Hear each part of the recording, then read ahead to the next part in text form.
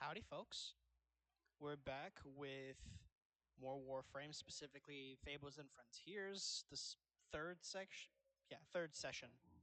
But as is tradition, quote unquote, with us doing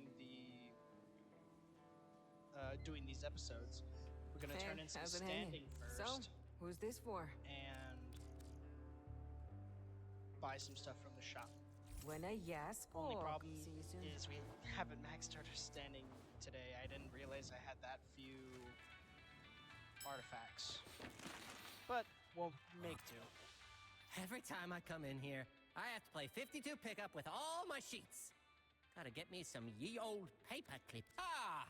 Come to peruse my fine wares of royal attire, enchanted stuff, and honestly, whatever crap it looks like I've managed to glue Running together. late album Look, I'm doing my cover. best over here.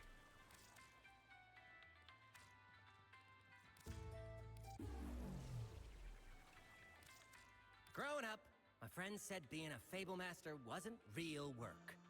Well, I'll have you know, it takes at least 14 hours to write a day's session. Okay, Who's we're the obviously loser picking that now? up.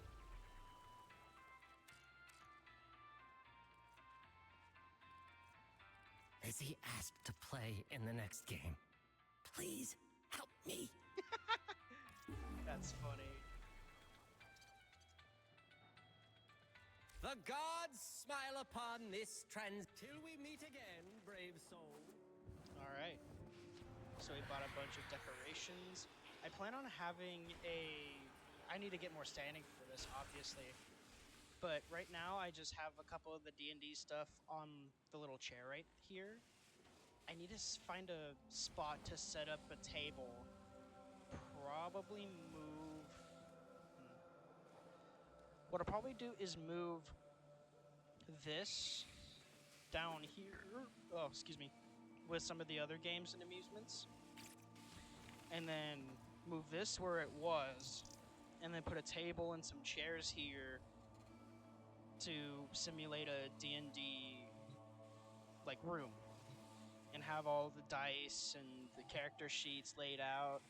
And then along here could be some of the posters. But for now, we can also put some of the online promos right here.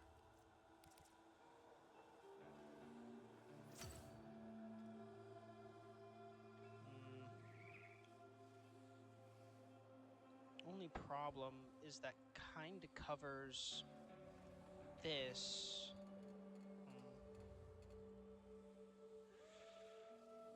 Let me move this.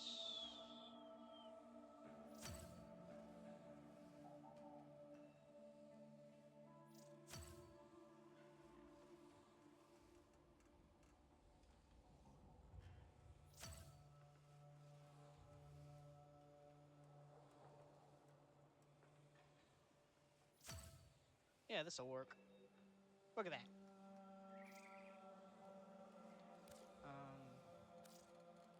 Anything else I can put up? Not yet. All right. But also, we can change the the Soma chord to. Maybe I hid. I think it's all the way at the beginning. A bite-sized adventure.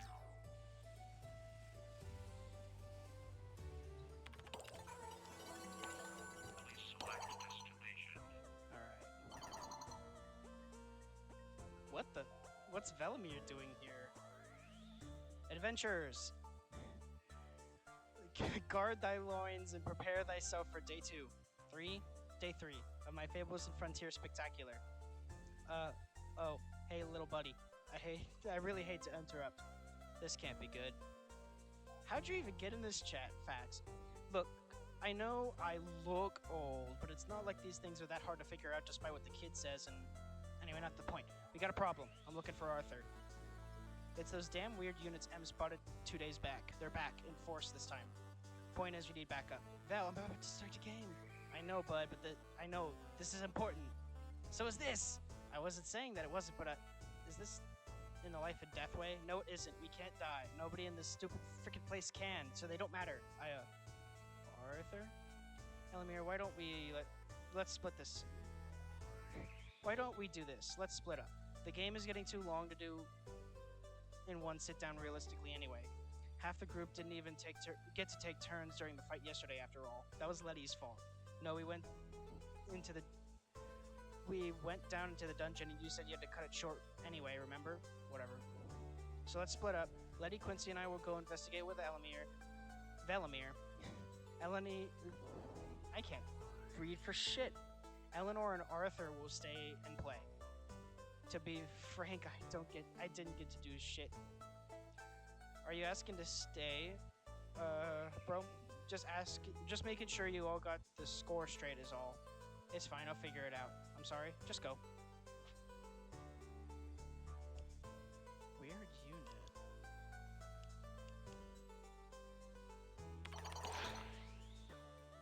Everything is weird around here. Has he looked around lately? Now the whole adventure has to change? So stupid. I'll have to think fast. Luckily, that's what I do, I guess. You three good to start? I'm very ready. Yeah, this will be so much fun. More loot for us.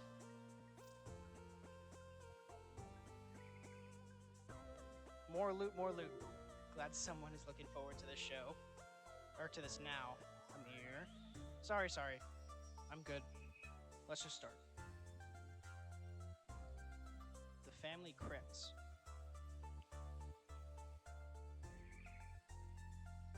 I hate to point this out, but I believe you have a typo there. Oh shit, biscuits. I'm rubbing up on you.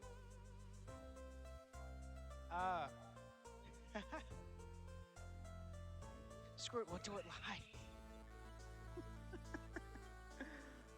I love Amir, bro. Too late now.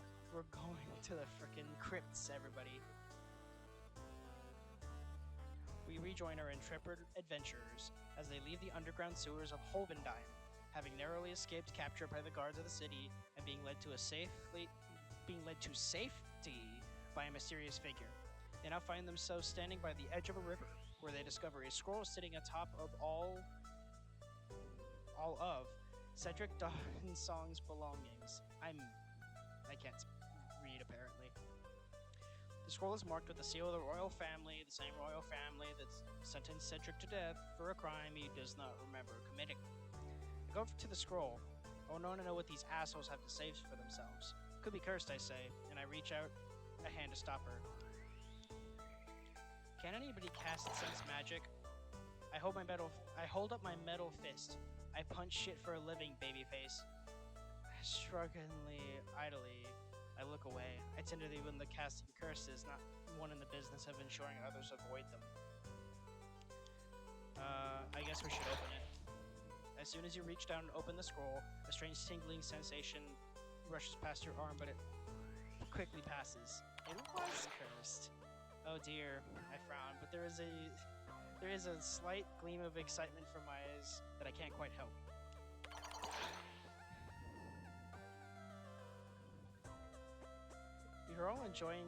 You're enjoying all this death and mayhem a bit too much, I say as I open the scroll to read it. No, I am not. I fold my arms of my chest and humph. I am enjoying it precisely the proper amount, thank you very much. As you roll the scroll, you'll see that it unfortunately does not contain a coupon for booze, but an entirely blank page of parchment. You stare at it for a moment, perhaps confused that they would go through all that trouble to send you an empty scroll, but suddenly, the golden text shimmers into view. Hail Wanderer, it says at the top in impeccable scrollwork. Your great deeds in the faraway lands of Salute and Ordvalis. Oh. Salute and Valisian?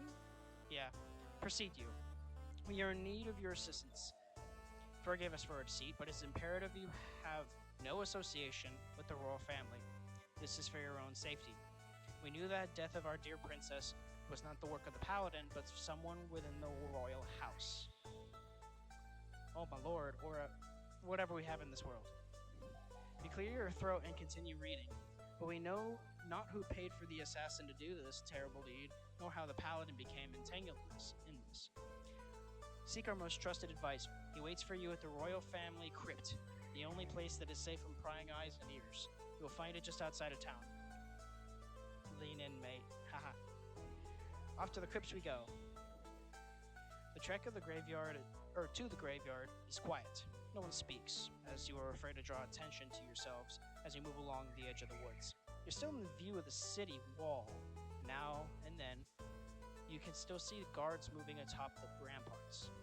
The sun is just setting as you arrive on the iron gates of the old, neglected yard.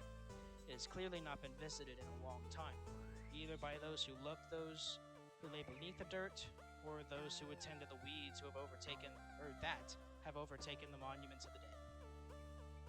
Only the stray bird, other four-legged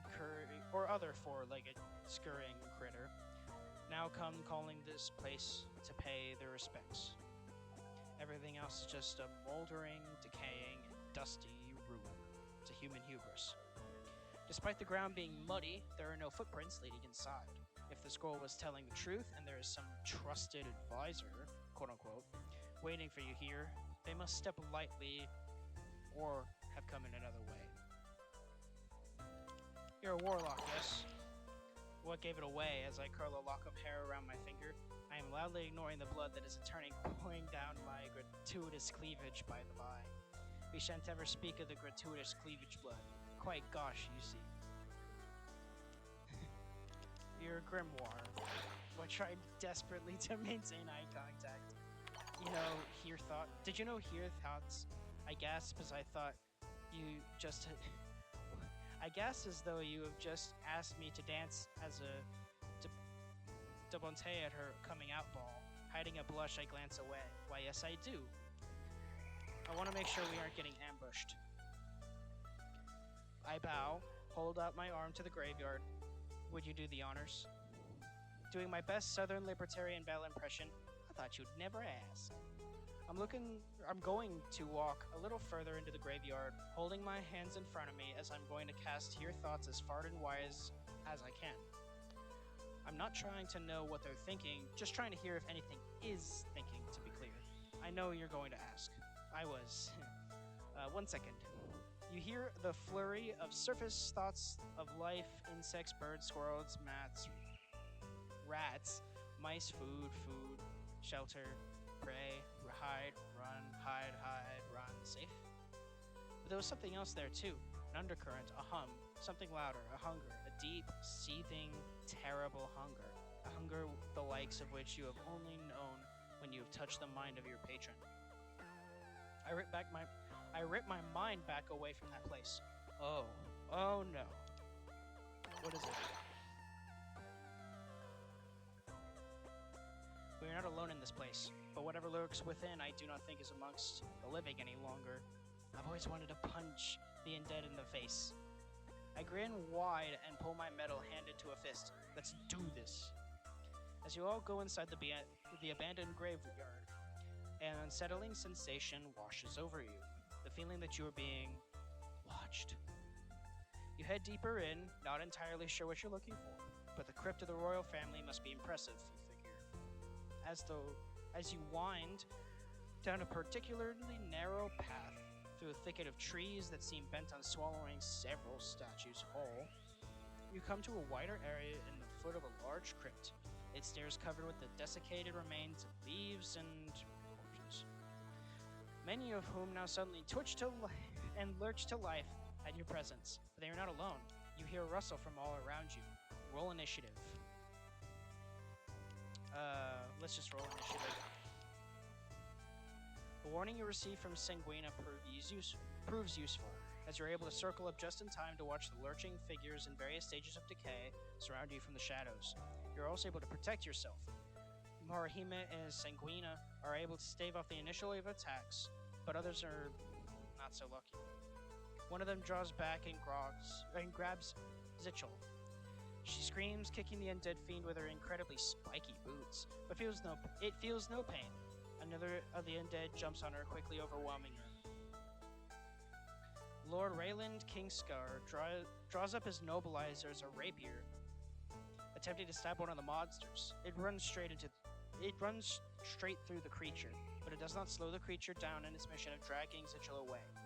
In fact, it only seems to make matters worse. For now, Raylan has a choice to make. Release his weapon and lose it, or go with it. And he would rather lose his arm than lose his noseblazer. He too begins to be dragged away by the undead. Cedric Dawson, holy paladin that he is, cannot stand idly by and watch two of his compatriots be dragged off by the dead. He leaps into the fray, but is quickly overcome. As they are dragged off into the chaos of the shuffling mass of the undead, you can only pray they do not attempt to eat their quarry.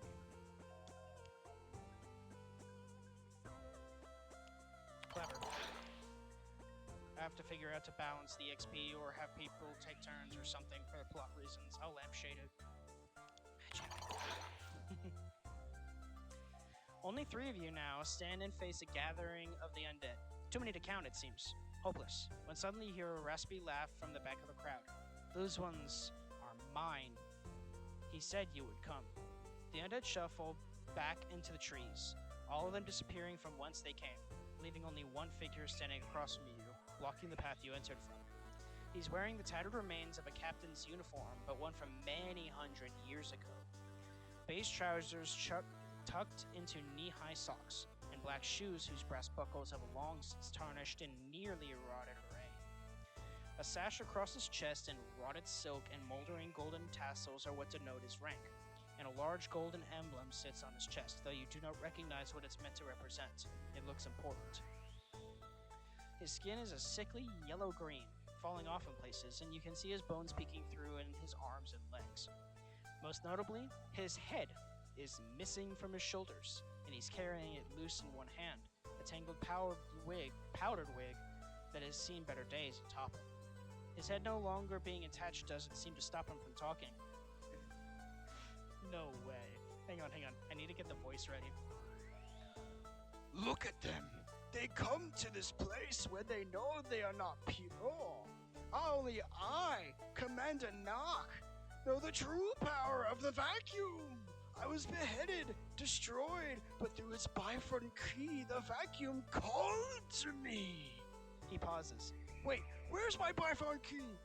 Do you steal my sacred Bifront key? He screams in a rage. My brothers, did I not tell you of this day? Did I not tell you? Prophesize this moment. Now I will stop them. Now I am changed, reborn. This is what I get for telling you about the future. Hey, at least I abridged it. So even DE know they make those speeches too long. Give me back my sacred key, as he demands. Shuffling forward, he draws a rusted saber from his sheath with his other hand. He warned me of your thievery. I should have listened to him, the man on the wall, I assume. I don't care. I get ready to fight. Time for you to die a second time. Well...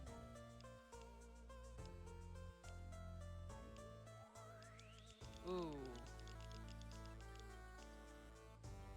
Who is he? The emissary. The emissary? Really? He laughs almost gleefully. A tooth falls out of his mouth as he does. He doesn't seem to notice.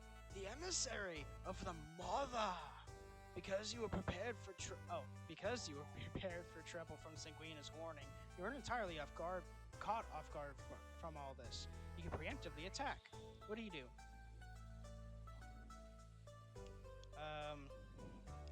Nothing you can't solve with fireball, nothing you can't solve with fireball. Shit.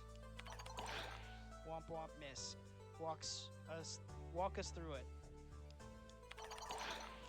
I went for the head, but he moved it out of the way.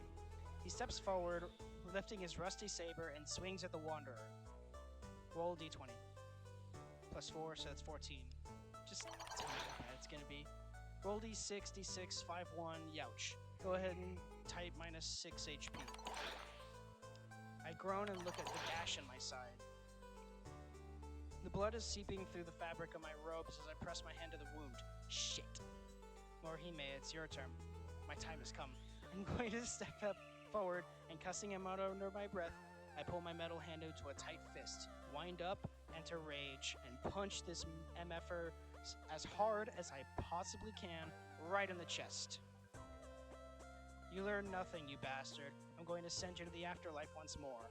That's cool. Just when I... Aw. Just when I thought I couldn't crush on you any harder than I already do. Mwah. Right back at you. Now shh, I gotta kill something. Roll d20. 15. 21! You feel the familiar crunch of bone underneath your metal fist as you hit pay dirt. Roll for damage. Roll d8. 8. 8 plus 5 plus 2 for rage. 15. He buckles around your fist, shouting pain as his ribs shatter under the impact. Dry flesh gives way to like old paper, and suddenly your hand is coming out the other side of him. His fingers open, and his head drops from his grasp. It bounces off the stones at your feet. But when you pull your arm from his dusty torso, a hole left where your arm was a second before, Sanguina, take it away. Punt the head. Do I look like I kick in this outfit? You bloody kick the head. You bloody kick the head. I step forward, lifting my hand. I smile sweetly, though I know he can't see. And with a gesture, I cast Occult Blast. Probably Eldritch Blast. Roll d20, 13, hit. Roll d20, d12, d12. Okay, so she's able to hit twice with it. What the fuck? Screw it too. The search for more. Screw it. Oh dear. Your Occult Blast hits the body, and the eerie two-red glow of the energy entirely engulfs the long dead, two dry particles of his body. And he goes up like a tinderbox. No! Commander Nock screams in agony from where his head is laying on its side on the stone a few feet away. My body! My beautiful body! The only thing left of the walking corpse, besides the talking head, is a few bits of bone and a shining golden emblem sitting amongst the ash. We should drop kick the head, I say as I walk up to look down at it. Actually, Morhime, do you want to do the honors? She has better strength. Yes, I'm going to pop one of my legs back and prepare to use Super Atomic Kick. Don't have anything called a Super Atomic Kick. I do now, lol. Come on, it'll be funny. Okay. Commander Nock looks at you, his one good eye going a little wide, and says, Uh-oh. Super Atomic Kick!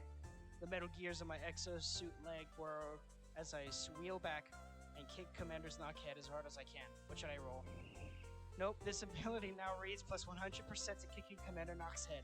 He flies off over the trees, and as he does, you think you might have heard him shout, I will teach these trespassers the redemptive power! But then he's gone with a ding of a star.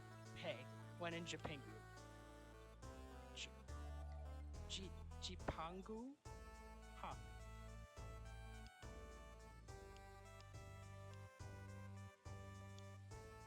I take the golden key.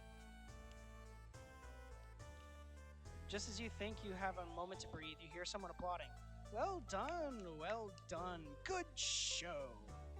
You'll have to excuse my not getting involved. You look up and up and up to find the source of the voice. The man is sitting lazily atop the crypt. At its peak, his leg lazily dangling off the edge. He is dressed head to toe in black leather, accented in purple. Hey, it's him! With the occasional splash of orange gold. His face is hidden by a hood of the cloak, and in darkness of the night, you can't make out his features.